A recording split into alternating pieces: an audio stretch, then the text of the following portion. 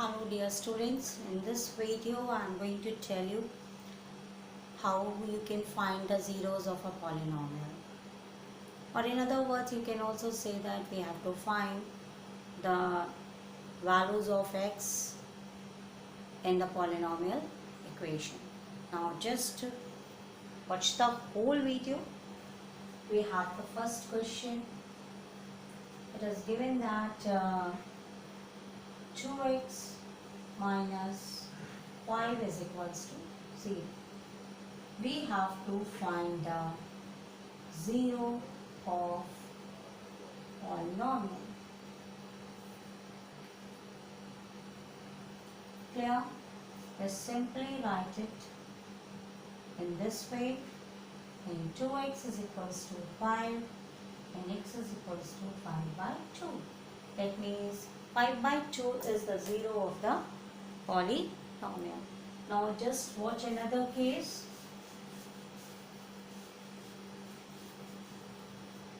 We have to find the 0 of polynomial. Actually, what is 0 of polynomial? In earlier classes we studied that we factorize a given polynomial. You just factorize the given polynomial and put different factors is equals to 0, and after that you can easily evaluate the zeros of a polynomial. Just see some cases. For example, I have given a case 3y minus 2 and 3y plus 5 is equals to 0, and I have to find the 0 for the polynomial. You just simply write each brackets equals to 0. Okay, separately you write each brackets is equals to 0 and solve one by one. 3y, this is minus 2. When it goes to your right hand side, it becomes plus 2. It means y is equal to, when we have anything multiplied here, we just divide it. 2 by 3. Okay, and here 3y, it is plus 5. When it goes to here, it becomes minus 5. That means y is equals to minus 5 by 3. That means 0 of this polynomial is 0 of polynomial is what? What we have found? 2 by 3 and minus 5 by 3. Now just consider one more example. Okay.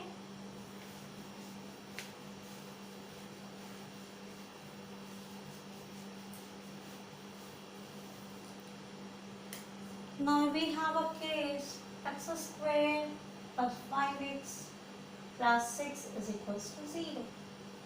And we have to find the 0 of this polynomial. In this case, you just simply factorize it. Then how can you factorize now? This is, for example, in form of this. You just multiply the two numbers a into c and adjust both two numbers, either plus plus, either minus minus, either plus minus or minus plus to got the middle number b. You have to choose those quantities which satisfy this condition first and second in any of them. Now we firstly compare with their a is equals to 1, b is equals to 5 and c is equals to 6. Now we have to multiply a and c. This one we have 6. That means product of two numbers is 6. Now we have to think two numbers, on multiplying them we got 6. and on adding or subtracting we got what we have? 5. Now we have two numbers, 2 and 3, which on multiplying I got 6, and this is the sign of plus. So in the number which is bigger we sign of plus. The sign which is written over here must be written in front of a largest number. And another sign we have to decide whether we are subtracting this number, whether we are adding this number or not. Now we are adding this number in order to get 5. So I have also write here plus 2. This is the most important step when we factorize any polynomial. Now just watch over here. Okay, this is the most important thing which often you people do mistakes during factorization. Now we have x squared plus 3, and this x is written over here, and 2x then 6. Now take the groups. Okay, now the things which are common here we just take outside, and here we left over x, and here how can we find? In this way. That means 3. Now what happened when we have to write this? What is the sign over here? This is plus. We just put that sign over here. And what is the common between them? That is 2. Then x into 3 is 6. Whenever we factorize any polynomial, the things which are kept here must be common. If there is a difference in sign, if there is a difference in digit, that means you are doing wrong factorization. Just alert here. Okay. Now in one bracket we have written 1x plus 3. Okay. In second bracket what we have written? This x and this plus 2. I think you got what I want to say. Okay. Now how we find the 0 of polynomial?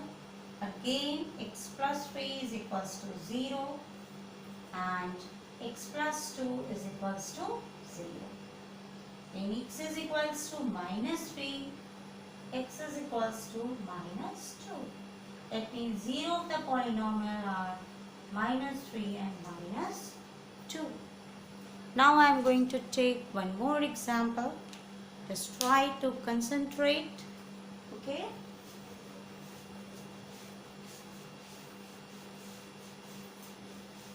Factorization needs a little bit concentration, and I think there's nothing else here. For example, we have x squared minus x minus 6. Now I have again taken the same process. We have 2 into 3. When we get multiplied, we got 6. In multiplication, it doesn't matter whether it is minus or plus. We have, it ultimately adjusts itself. But in this case, 2 and 3. And what our answer? This is 1. We have to write 1. And minus 1. Give that. Okay. Write the value of b over here. Okay.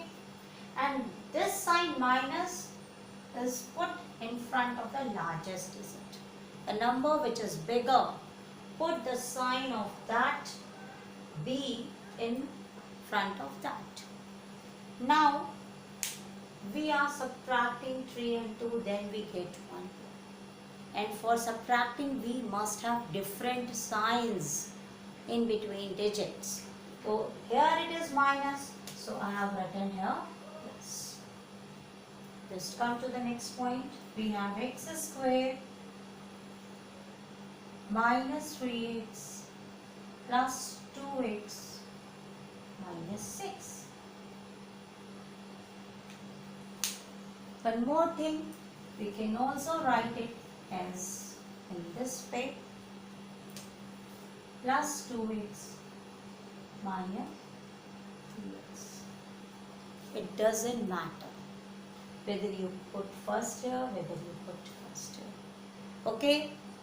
Now, just see, we just make the two groups. Take the common x. Here we have x and here we have 2. Now, what is the sign over here? Minus. Clear? Please note this step. Now, 3 is common in between them and here it is x. Now, stop for a while. What I have written here? Here it is given minus and in this bracket we have plus. According to our rule, minus plus becomes minus. So please write plus over here. And when we open the bracket, we get minus. Okay? So what is written over here is written over clear. You just write the sign which is written over here, and the sign which is here must come in here. Now what is your answer? X plus 2 and x minus 3. Okay? Now we have to find the zeros of the polynomial. Again we go ahead.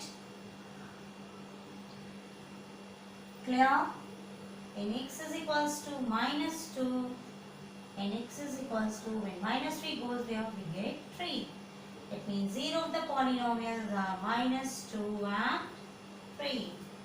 These are the zeros of the polynomial. Just don't escape. I am going to take one more example for detailed understanding. Okay, now follow me. Now take another example. When you practice exercises from your books, I am sure that you are able to do all of them. For example, I have an equation 12x square plus 14x minus 20, and we have to factorize it now. It is a long one. Now compare here. We have a is equals to 12, b is equals to 14 and c is equal to minus 20. And now we have to multiply a into c. That means 12 into 20 and we have 240. Clear? Now think two numbers when they divided or added, when they subtracted or added, and we got 14. But when they multiplied, we got 240. Just do it. Try.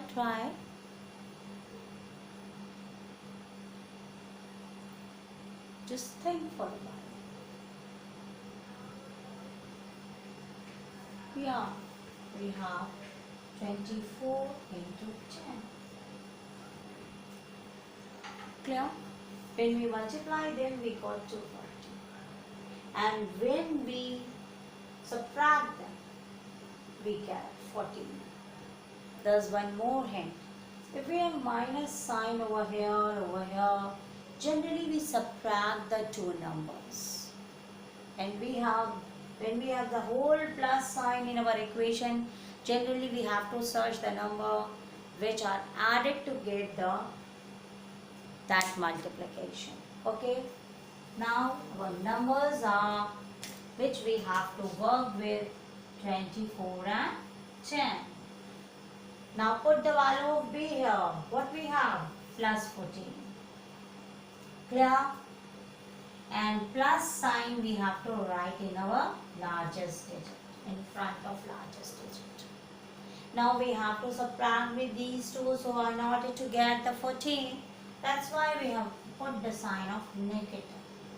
Minus sign here in order to get plus 14. Okay, now just come to our equation.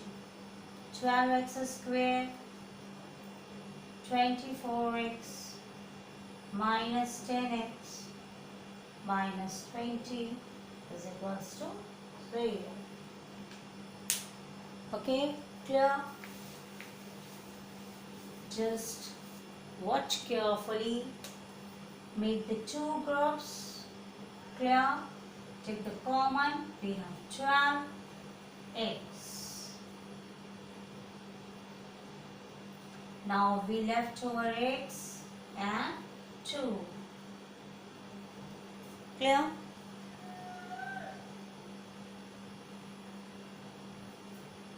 And minus 10. We have left over x plus 2. That means we have x plus 2, which is written in both the brackets, and then 12x minus 10. Okay, now how will you find the zeros? We again put them equal to 0. Both the things which are written in brackets, we put the 0. Then where we have x is equals to minus 2, and here I have 12x is equals to 10. That is, x is equals to 10 by 12. That means 5 by 6. So the zeros are minus 2 and 5 by 6. In some books, these are also known as roots of the polynomial. Okay.